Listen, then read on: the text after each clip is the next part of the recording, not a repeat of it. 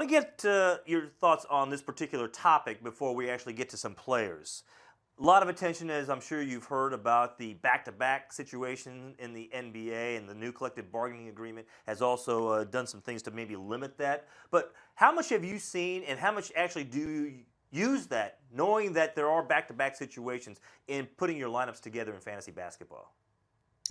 Yeah, definitely. I mean, you have to look at the splits for players that, play worse when they're playing back-to-back games. And a lot of players just don't even play back-to-back games. Dwayne Wade, I think, has maybe played in one or two out of four or five possibilities of playing in the second end of back-to-back games. Obviously, you mentioned the collective bargaining agreement. They're going to remove, maybe not quite entirely, but the 4 games over 5 days. And with veteran players, especially on teams like the Spurs and the Cavaliers, that's where this issue really lies. Is the regular season doesn't matter all that much to them. They can lock up a top seed in their conference and move on just fine. And so, obviously, from a fantasy perspective, what we want to have is the teams come out and announce who's going to start and who's going to sit well in advance of the game. When it really impacts fantasy is when it's, oh, hey, here's tip off. By the way, we're resting our 3 best players. So what's your recommendation for navigating this situation? Do you stack lineups versus these teams, or what do you do?